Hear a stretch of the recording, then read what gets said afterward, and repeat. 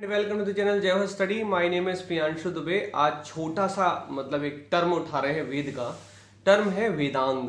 वेदांग मैंने कल के टॉपिक में वेदांग टर्म का यूज किया और मैं अब अगले दिन आऊंगा, कल आऊंगा तो मैं आपको ऋग्वेद को खोलूंगा, सामवेद को खोलूंगा, हर वेद को खोलूंगा फिर। ठीक है, तो ये 7 से 8 मिनट का एक टॉपिक है। वेदांग क्या चीज है तो याद रखिएगा। जिस प्रकार वेदों को कहा गया श्रुति ग्रंथ, श्रुति ग्रंथ का मतलब वेद श्रुति ग्रंथ क्यों कहलाए, क्योंकि उनको सुनकर लिख दिया गया। श्रुति मतलब सुनकर, तो वेदों को सुनकर लिखा गया तो ये श्रुति ग्रंथ कहलाए। इसी प्रकार कुछ ग्रंथ स्मरण करके लिखे गए हैं का मतलब गुरुजी ने मुझे कुछ बताया, मैंने उसको सुना और उसको स्मरण किया, और स्मरण करने के बाद मैंने उनकी बातों को ऐसा तो नहीं लिख पाया होगा, लेकिन हाँ कुछ ना कुछ मॉडिफाई करके लिख दिया, तो वो कहलाए स्मृति ग्रंथ, जो स्मरण करके लिखे गए हैं। ठीक है, इन्हीं स्मृति ग्रंथों में आते हैं वेदांग। फिर से बोल रहा हूं, श्रुति ग्रंथ का मतलब जो सुनकर लिखे गए, जो कि वेद कहलाए। वेद है 4, ऋग्वेद, सामवेद, यजुर्वेद और अथर्ववेद। मैं पिछले लेक्चर में वेद के बारे में बता चुका हूं, बहुत ही शॉर्ट में बताया है। अगर जो लोग पहली बार देख रहे हैं वो वीडियो देखें जाके, पूरा समझ में आएगा। आज मैं स्मृति ग्रंथ बता रहा हूं। स्मृति ग्रंथ का मतलब होता है स्मरण करके लिखे गए ग्रंथ स्मृति ग्रंथ कहलाए। सूत्र हैं स्मृति ग्रंथ के अंतर्गत। महाकाव्य फॉर एग्जाम्पल रामायण महाभारत स्मृति ग्रंथ के अंतर्गत आ जाएंगे। स्मृति ग्रंथ में और क्या आ जाएगा, स्मृति ग्रंथ में और आ जाएगा सूत्र बता चुका हूँ। ये क्या बोलते हैं इसको, जो हम आज का टॉपिक है वो भी स्मृति ग्रंथ के अंतर्गत आएगा। का मतलब वेदांग भी स्मृति ग्रंथ के अंतर्गत आएंगे। बहुत सी उपंग भी आते हैं, लेकिन कोई मतलब नहीं, बाद में समझेंगे इसको। तो ये जो वेदांग है ये क्या है, तो इस देखो वेदांग की डेफिनेशन है कि वेदों के अंगों को वेदांग कहा जाता है। तो आप कहोगे बाकी ये क्या बता रहे हो, तो सब लोग यही तो बताए, तो शाब्दिक अर्थ है वेदों का अंग वेदांग। तो इसमें नया क्या है, देखिए वेदों के अंगों को वेदांग कहा जाता है। और वेद कहता है, वेद कहता है मतलब वेद बोल नहीं रहा है, मैं समझाने के लिए बता रहा हूँ। वेद कहते हैं कि अगर आप हमें पढ़ना चाहते हो, वेद कह रहा है कि अगर आप हमें पढ़ना चाहते हो या समझना चाहते हो तो पहले वेदांग की नॉलेज लेकर आओ। ठीक है, तो वेदांग क्या चीज है, वेदांग आपको वेद पढ़ने और समझने में सहायता करते हैं। वेदांग कितने हैं, तो वेदांगों की संख्या है 6 वेदांग हैं। ठीक है, तो ये 6 वेदांग कौन कौन से हैं, तो पहला वेद का पहला अंग है जिसे हम लोग कहते हैं शिक्षा। शिक्षा का मतलब एजुकेशन, या फिर मैं उसको और क्लैरिफाई करूं तो प्रोनाउंसिएशन, मतलब आप क्या उच्चारण कर रहे हैं वो शिक्षा। तो वेद कहता है, वेदांग मतलब पहला अंग कहता है कि अगर वेद को पढ़ना चाहते हो तो पहले शिक्षा ग्रहण करो। शिक्षा ग्रहण करो मतलब प्रोनाउंसिएशन आपका अच्छा होना चाहिए। ओम होता है, होम नहीं होता है। ओम भूर्भुवस्सुः को होम भूर्भुवस्सुः पढ़ रहे है ना। तो पहला अंग है शिक्षा। दूसरा अंग है वेदांग का दूसरा अंग है, मतलब वेद कहता है कि अगर मुझे पढ़ना चाहते हो तो निरुक्त की जानकारी होनी चाहिए आपको। निरुक्त क्या होता है, निरुक्त का मतलब होता है ऑरिजिन ऑफ द वर्ड, शब्दों की उत्पत्ति निरुक्त कहलाती है। शब्दों की उत्पत्ति मतलब कंठ वर्ण, का खा गा घा का यहां से निकल रहे, ता था तालू, पा फा बा, ओष्ठ ओंठ को टकराने से चीजें निकल रही हैं। तो अगर आपको शब्दों का ऑरिजिन ही नहीं पता है, उनकी उत्पत्ति नहीं पता है, तो वेद को ना आप पढ़ पाएंगे और ना आप समझ पाएंगे। ठीक, तो वेदांग का तीसरा अंग, जो वेद कहता है कि अगर मुझे पढ़ना चाहते हो तो व्याकरण की जानकारी लेकर आइए। मतलब वेदांग का तीसरा अंग है व्याकरण, ग्रामर। कि अगर आप I too had a love story या 5 पॉइंट संबंध चेतन भगत की पढ़ रहे हो तो आपको पता होना चाहिए ना, हैज है कि हैव है कि इज लगा कि आर लगा कि वॉज लगा कि वर लगा है।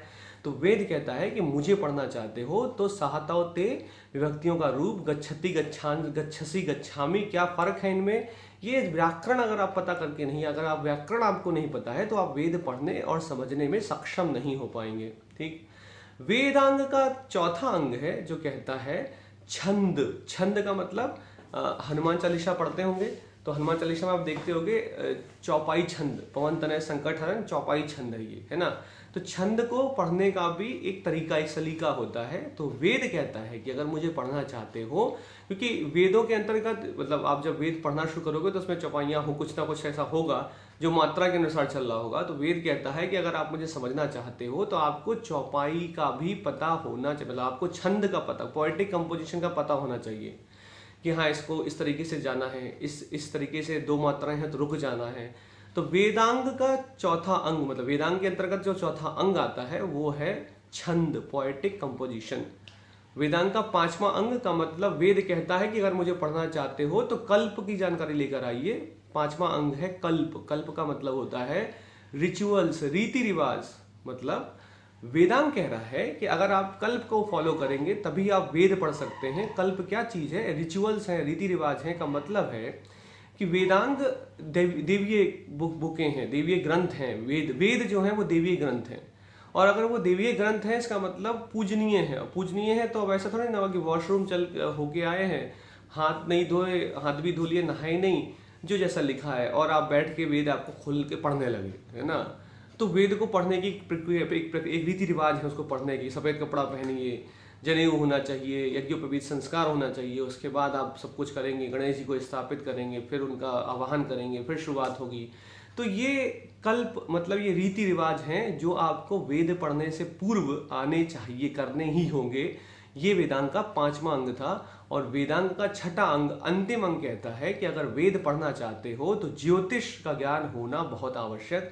ज्योतिष का मतलब एस्ट्रोलॉजी, ग्रहों के बारे में, नक्षत्रों के बारे में आपको पता होगा तो आप वेद को बहुत अच्छे तरीके से समझ पाओगे। ठीक है, ये है वेदांग के 6 अंग। मैंने पहला बताया शिक्षा का मतलब प्रोनाउंसिएशन, दूसरा बताया निरुक्त का मतलब ऑरिजिन ऑफ द वर्ड, शब्दों की उत्पत्ति, तीसरा बताया मैंने व्याकरण का मतलब अगर आप कोई भी नॉवेल पढ़ना चाहते हैं, कुछ भी पढ़ना चाहते हैं तो आपको व्याकरण का पता होना बहुत आवश्यक।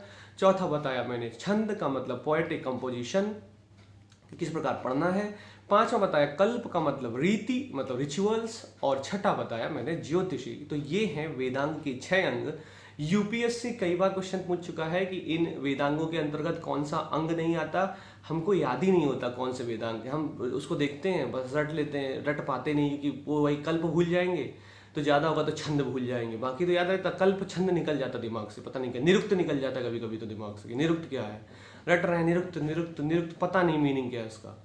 ठीक है, तो ये मैंने वेदांग आपको 6 अंग बता दिए। 7 से 8 मिनट का वीडियो है।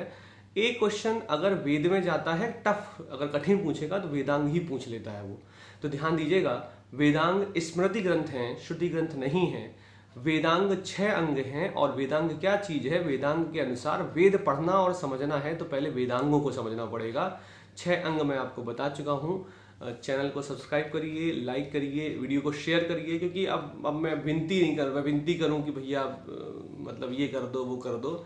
अगर आप कर दोगे तो लोगों तक पहुंचना, मेरा मेन उद्देश्य है कि उन तक भी पहुंचे जो पढ़ नहीं पा रहे हैं, डर रहे हैं, वहां तक भी वो वीडियो पहुंच जाए, उनको भी दिख जाए, उनको भी चीजें याद हो जाएं, वो भी डरे ना पढ़ने से वेद को। बस मेरा ये मतलब एक मानना है कि अगर आप शेयर करेंगे तो और लोगों तक पहुंचेगा। ठीक है, तो इन्हीं शब्दों के साथ जय हिंद, जय भारत।